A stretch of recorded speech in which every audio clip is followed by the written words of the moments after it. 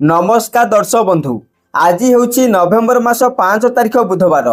आज दिन जाकर टॉप 20 गुरुत्वपूर्ण खबर उपर आसतु नजर पकाइबा। वीडियो को शेष पर्यंत देखंतु। मात्र किछि समय मध्य जानीपारे आज दिनर संपूर्ण खबर। ता पूर्वर चैनल नुआ थिले चैनल को सब्सक्राइब करी रखंतु। एमिति प्रतिदिन लाटेस्ट न्यूज सर्वप्रथमे देखिबा पाई। तेबे आसतु संपूर्ण खबर उपर नजर पकाइबा। आजिर प्रथम खबर। आज 5 नवेम्बर ही राज्य में बैंक बंद। भारतीय रिजर्व बैंक अनुजाई आज मिजोराम, महाराष्ट्र, मध्य प्रदेश, ओडिशा, चंडीगढ़, उत्तराखंड, तेलंगाना, अरुणाचल प्रदेश, राजस्थान, जम्मू एवं काश्मीर, उत्तर प्रदेश, नागालैंड, पश्चिम बंग, दिल्ली, छत्तीसगढ़, झारखंड एवं हिमाचल प्रदेश में बैंक गुड़िक बंद रहिबो। सूचना मुताबक नवेम्बर 5 तारिख में सारा देश में गुरु नानक जयंती एवं कार्तिक पूर्णिमा पालन करा। एही कारणरू अनेक राज्य में बैंक बंद रहिबो। भारतीय रिजर्व बैंक प्रति मासरे एक छुट्टी तालिका प्रकाश करे। एही मासर छुट्टी दिन गुड़िकरे आसंता कालीर गुरु नानक जयंती छुट्टी मध्य अंतर्भुक्त। एही छुट्टी दिन गुड़िक व्यतीत प्रति मासर द्वितीय एवं चतुर्थ शनिवार मध्य बैंक गुड़िक बंद रही थाए। परवर्ती खबर घुंचिला जुक्त 2 रेगुलर और एक्स रेगुलर फॉर्म पूरण तारीख। वर्तमान 2026 जुक्त 2 परीक्षा पे चली फॉर्म पूरण। एही समय जुक्त 2 छात्र छात्री फॉर्म पूरण अवधि वृद्धि नहीं सीएचएसई पक्षर सूचना मिली। बिना जरिमाना फॉर्म पूरण अवधि आसंता 11 पर्यंत वृद्धि करा 200 टंका जरिमाना 13 रु 18 तारिख पर्यंत बढ़िला। 600 टंका जरिमाना फॉर्म पूरण अवधि नवेम्बर 19 रु 21 को वृद्धि करा। पूर्व फॉर्म पूरण शेष तारिख अक्टोबर 28 रही।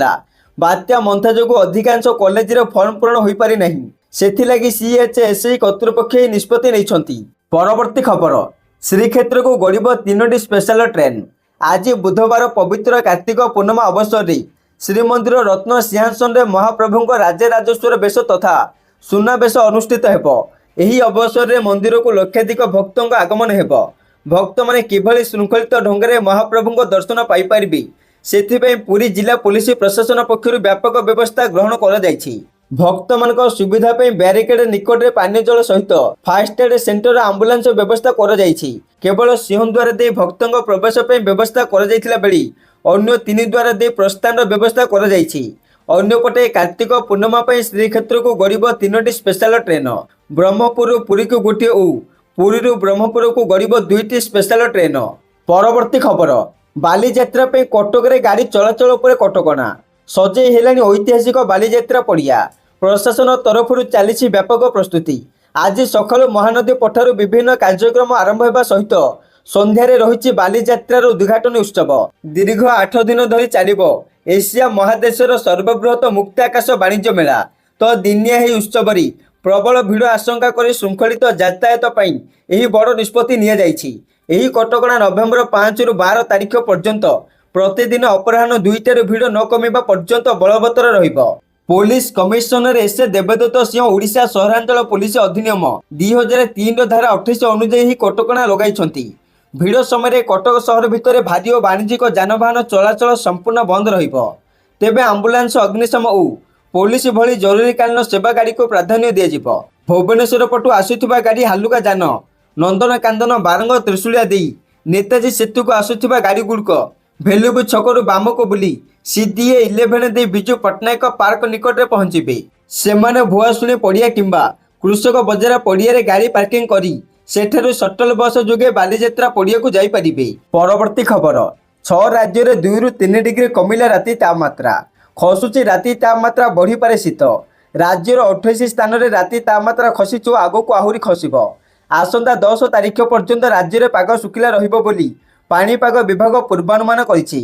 पाणीपाग विज्ञान केन्द्रर पूर्वानुमान अनुଯାୟୀ आसंता 2 दिन में रातिर तापमात्रा 2 रु 3 डिग्री कमिबो। मंगलवार रातिर तापमात्रा अनेक स्थान में 2 डिग्री खसिछि। दारिंगबाड़ी, फुलबाणी, कोरापुट, भद्रक, झारसुगुड़ा, अनुगुला आदि 6टी स्थान में तापमात्रा 20 डिग्री तले रहिथिला। परवर्ती खबर। आधार आड्रेस अपडेट है सहज। ए सब परिवर्तन पर लागू हेबो फी। सेपटे भारतीय विशिष्ट परिचय प्राधिकरण आधार कार्ड धारी एक बड़ परिवर्तन घोषणा करिछि। एणिकी ऑनलाइन पोर्टाल ठिकाना परिवर्तन प्रक्रिया को अत्यंत सहज करा जायछि, जहाँ देश में डिजिटल व्यवहार को त्वरान्वित करिबो। ऑनलाइन आधार ठिकाना अपडेट सेवा जुलाई 14, 2026 पर्यंत संपूर्ण मागणा रहिबो। ठिकाना व्यतीत नाम, जन्म तारीख, ମୋବାଇଲ ନମ୍ବର ଏବଂ ବାୟୋମେଟ୍ରିକ୍ସ ଆଦି ଜନସାଂଖ୍ୟିକ ତଥ୍ୟରେ ପରିବର୍ତ୍ତନ ପାଇଁ ନିକଟସ୍ଥ ଆଧାର ସେବା କେନ୍ଦ୍ରକୁ ଯିବାକୁ ପଡ଼ିବ। UIDAI ଏହି ଅନ୍ୟାନ୍ୟ ଜନସାଂଖ୍ୟିକ ତଥ୍ୟ ଓ ବାୟୋମେଟ୍ରିକ୍ସ ପରିବର୍ତ୍ତନ ପାଇଁ ଏକ ନୂତନ ଫି ଧାର୍ଯ୍ୟ କରିଛି। ଏହାର ଦର 75 ଟଙ୍କାରୁ 125 ଟଙ୍କା ମଧ୍ୟରେ ରହିଛି, ଯାହା ଆଧାର ସେବା କେନ୍ଦ୍ରରେ ଅପଡେଟ୍ କରାଯାଇପାରିବ। ଏଥିସହିତ ଆପଣ ଅନଲାଇନରେ ଫ୍ରିରେ ଠିକଣା ଅପଡେଟ୍ କରିପାରିବେ। ପରବର୍ତ୍ତୀ ଖବର, ଆନ୍ଧ୍ରପ୍ରଦେଶରେ 3.7 ତୀବ୍ରତାର ଭୂମିକମ୍ପ। ମଙ୍ଗଳବାର ସକାଳେ ଆନ୍ଧ୍ରପ୍ରଦେଶର ଆଲୁରି ସୀତାରାମରାଜୁ ଜିଲ୍ଲାରେ 3.7 ତୀବ୍ରତାର ଭୂମିକମ୍ପ ଅନୁଭୂତ ହୋଇଛି। ଏହି ଭୂମିକମ୍ପ ପଡ଼ୋଶୀ ବିଶାଖାପାଟନମ ଜିଲ୍ଲାରେ ମଧ୍ୟ ଅନୁଭୂତ ହୋଇଥିଲା। ଅଧିକାରୀମାନେ କହିଛନ୍ତି ଯେ ଭୂମିକମ୍ପର ତୀବ୍ରତା କମ୍ ଥିବାରୁ କୌଣସି ମୃତାହତ କିମ୍ବା ସମ୍ପତ୍ତିହୀନ ରିପୋର୍ଟ ହୋଇନାହିଁ। ଆନ୍ଧ୍ରପ୍ରଦେଶ ରାଜ୍ୟ ବିପର୍ଯ୍ୟୟ ପରିଚାଳନା କର୍ତ୍ତୃପକ୍ଷ ଅନୁଯାୟୀ ଭୂମିକମ୍ପ 4:19ରେ ଅନୁଭୂତ ହୋଇଥିଲା ଏବଂ ଏହାର କେନ୍ଦ୍ରସ୍ଥଳ ଭୂମିରୁ 10 କିଲୋମିଟର ତଳେ ଥିଲା। ପରବର୍ତ୍ତୀ ଖବର, ବିମାନ ଯାତ୍ରୀଙ୍କ ପାଇଁ ଖୁସି ଖବର। ଏଥର ଫ୍ଲାଇଟ୍ ଟିକଟ କ୍ୟାନସେଲ କଲେ କଟିବନି ଟଙ୍କା। କୌଣସି ଯାତ୍ରୀ 48 ଘଣ୍ଟା ମଧ୍ୟରେ ଟିକେଟ କ୍ୟାନସେଲ କଲେ କିମ୍ବା ଯାତ୍ରା ତାରିଖ ବଦଳାଇଲେ ଲାଗିବନି କୌଣସି ଅତିରିକ୍ତ ଶୁଳ୍କ। ଏନେଇ ନୂଆ ପ୍ରସ୍ତାବ ଦେଇଛି DGCA। ନୂଆ ଗାଇଡଲାଇନ ଆଧାରରେ ରିଫଣ୍ଡ ଟଙ୍କା ଜଲ୍ଦି ପୈଠ କରିବାକୁ ମଧ୍ୟ କୁହାଯାଇଛି। ପୂର୍ବରୁ ଟିକେଟ ବୁକିଂ ପରେ ଟ୍ରାଭେଲ ପ୍ଲାନ ବଦଳିଲେ କ୍ୟାନସେଲେସନ ଚାର୍ଜ ଯାତ୍ରୀଙ୍କ ପକେଟକୁ ବାଧୁଥିଲା। ଏହି ନୂଆ ନିୟମ ଲାଗୁ ହେଲେ ଯାତ୍ରୀଙ୍କୁ ବଡ଼ ଆଶ୍ୱସ୍ତି ମିଳିପାରେ। DGCA କହିଛି ଯାତ୍ରୀଙ୍କୁ ନିଜ ତ୍ରୁଟି ସୁଧାରିବାକୁ କିମ୍ବା ଯୋଜନା ବଦଳାଇବାକୁ ଗୋଟିଏ ମୌକା ଦେବା ଦରକାର, ଯାହା ଗ୍ରାହକଙ୍କ ଅଧିକାରକୁ ସୁନିଶ୍ଚିତ କରିବା ସହିତ ଟ୍ରାଭେଲ ଇଣ୍ଡଷ୍ଟ୍ରିର ପାରିଦର୍ଶିତା ବଢ଼ାଇବ ବୋଲି DGCA କହିଛି। ପରବର୍ତ୍ତୀ ଖବର, ନଭେମ୍ବର 15ରୁ 30 ପର୍ଯ୍ୟନ୍ତ ହେବ ମକ ଜନଗଣନା। ଏନେଇ ନିୟୋଜିତ ହେବେ 170 ଅଧିକାରୀ। ତେବେ 2026 ଏପ୍ରିଲରୁ ସେପ୍ଟେମ୍ବର ପର୍ଯ୍ୟନ୍ତ ପ୍ରଥମ ପର୍ଯ୍ୟାୟ ଜନଗଣନା ହେବ। ଏଥିରେ ଘର ଗଣତି ହେବ। ଏହାପରେ 2027 ଫେବୃଆରୀ 1ରୁ 28 ପର୍ଯ୍ୟନ୍ତ ଦ୍ୱିତୀୟ ପର୍ଯ୍ୟାୟରେ ଜନଗଣତି ହେବ। ଏହାକୁ ନଜରରେ ରଖିକି ଜନଗଣନା ନିର୍ଦ୍ଦେଶାଳୟ ପକ୍ଷରୁ ନଭେମ୍ବର 15ରୁ 30 ପର୍ଯ୍ୟନ୍ତ ମକ ଜନଗଣନା କରିବାକୁ ନିଷ୍ପତ୍ତି ନେଇଛନ୍ତି। ଏଥିପାଇଁ ରାଜ୍ୟର 4ଟି ସ୍ଥାନକୁ ବଛାଯାଇଛି ଏବଂ 170 ଏନ୍ୟୁମେଟରଙ୍କୁ ସାମିଲ କରାଯିବ। ଏବେ ସେମାନଙ୍କୁ ତାଲିମ ଦିଆଯାଇଛି। ଭୁବନେଶ୍ୱର ୱାର୍ଡ ନମ୍ବର 22, କଟକର ୱାର୍ଡ ନମ୍ବର 17, ମୟୂରଭଞ୍ଜ ଠାକୁରମୁଣ୍ଡା ଓ ନବରଙ୍ଗପୁରର ତେନ୍ତୁଳି ଖୁଣ୍ଟିରେ ମକ ଜନଗଣନା ହେବ। ଏଥିରେ ଲୋକମାନେ ସହଯୋଗ କରିବା ସହିତ ସମସ୍ତ ତଥ୍ୟ ଦେବାକୁ ଜନଗଣନା ନିର୍ଦ୍ଦେଶକ ନିଖିଳ ପବନ କଲ୍ୟାଣ ଅନୁରୋଧ କରିଛନ୍ତି। ଶ୍ରୀ କଲ୍ୟାଣ କହିଛନ୍ତି ଯେ ଏବେ ଯେଉଁ ତଥ୍ୟ ସଂଗ୍ରହ କରାଯିବ ତାହା କେବଳ ସାମ୍ପଲ ସର୍ଭେ। ପରେ ପୁଣି ଥରେ ସର୍ଭେ ହେଲା ବେଳେ ଲୋକମାନଙ୍କୁ ପୁଣି ତଥ୍ୟ ଦେବାକୁ ହେବ। ଯେଉଁମାନେ ଚାହିଁବେ ଜନଗଣନା ୱେବସାଇଟକୁ ଯାଇ ତଥ୍ୟ ଦେଇପାରିବେ। ପରବର୍ତ୍ତୀ ଖବର, ପାକିସ୍ତାନରେ ଅନ୍ତର୍ଜାତୀୟ ବିମାନ ସେବା ବନ୍ଦ। ସେପଟେ ରାଷ୍ଟ୍ରାୟତ୍ତ ପାକିସ୍ତାନ ଇଣ୍ଟରନ୍ୟାସନାଲ ଏୟାରଲାଇନ୍ସର କାର୍ଯ୍ୟ ଗୁରୁତର ଭାବରେ ବାଧାପ୍ରାପ୍ତ ହୋଇଛି। ଇଞ୍ଜିନିୟରମାନେ ବିମାନ ପାଇଁ ଉଡ଼ାଣ କ୍ଲିୟରେନ୍ସକୁ ସ୍ଥଗିତ ରଖିଛନ୍ତି। ଏହା 12ରୁ ଅଧିକ PIA ଅନ୍ତର୍ଜାତୀୟ ବିମାନକୁ ପ୍ରଭାବିତ କରିଛି। ପାକିସ୍ତାନର ବିଭିନ୍ନ ବିମାନ ବନ୍ଦରରେ ବହୁ ସଂଖ୍ୟକ ଯାତ୍ରୀ ଫସି ରହିଛନ୍ତି, ଯେଉଁଥିରେ ଉଲ୍ଲେଖନୀୟ ସଂଖ୍ୟକ ଉମ୍ରାହ ତୀର୍ଥଯାତ୍ରୀ ମଧ୍ୟ ସାମିଲ ରହିଛନ୍ତି। ସେପଟେ ପାକିସ୍ତାନ ନ୍ୟୁଜ୍ ଚ୍ୟାନେଲ ଦୁନିଆ ନ୍ୟୁଜ୍ ଅନୁଯାୟୀ ଲାହୋରରୁ ମଦିନା, ଇସଲାମାବାଦ ଏବଂ କରାଚିରୁ ଜେଦ୍ଦାକୁ ଉଡ଼ାଣ ବାଧାପ୍ରାପ୍ତ ହୋଇଛି। ଏକ ରିପୋର୍ଟ ଅନୁଯାୟୀ ସୋମବାର ରାତି 8ଟା ପରଠାରୁ PIAର ଗୋଟିଏ ବି ଅନ୍ତର୍ଜାତୀୟ ବିମାନ ଉଡ଼ାଣ କରିନାହିଁ। Society of aircraft engineers of Pakistan କହିଛି ଯେ ଗତ 8 ବର୍ଷ ମଧ୍ୟରେ ସେମାନଙ୍କ ଦରମା ବୃଦ୍ଧି କରାଯାଇ ନାହିଁ। ତେଣୁ ଏହି ଧର୍ମଘଟ ଦେଇଛି ଏୟାରକ୍ରାଫ୍ଟ ଇଞ୍ଜିନିୟର ସଂଘ। ପରବର୍ତ୍ତୀ ଖବର, ନେପାଳର ୟାଙ୍ଗୁଲି ପର୍ବତରେ ହିମସ୍ଖଳନ, 7 ମୃତ। ସେପଟେ ନେପାଳର ୟାଙ୍ଗୁଲି ପର୍ବତରେ ଆଜି ହିମସ୍ଖଳନ ହୋଇ 7 ଜଣଙ୍କର ମୃତ୍ୟୁ ହୋଇଯାଇଛି। ମୃତକଙ୍କ ମଧ୍ୟରେ 5 ଜଣ ବିଦେଶୀ ପର୍ବତାରୋହୀ ଏବଂ 2 ଜଣ ନେପାଳୀ ଗାଇଡ୍ ଅଛନ୍ତି। ସଶସ୍ତ୍ର ପୋଲିସ ବାହିନୀ ମୁଖପାତ୍ର ଶୈଳେନ୍ଦ୍ର ଥାପା କହିଛନ୍ତି ଉକ୍ତ ଘଟଣାରେ 5 ଜଣ ଆହତ ହୋଇଛନ୍ତି। ସମୁଦ୍ର ପତନଠାରୁ 4900 ମିଟର ଉଚ୍ଚତାରେ ଅବସ୍ଥିତ ପାହାଡ଼ର ବେସ୍ କ୍ୟାମ୍ପରେ ଏହି ଘଟଣା ଘଟିଛି। ହେଲେ ମୃତ ପର୍ବତାରୋହୀଙ୍କ ପରିଚୟ ଏଯାବତ ସ୍ପଷ୍ଟ ହୋଇନାହିଁ।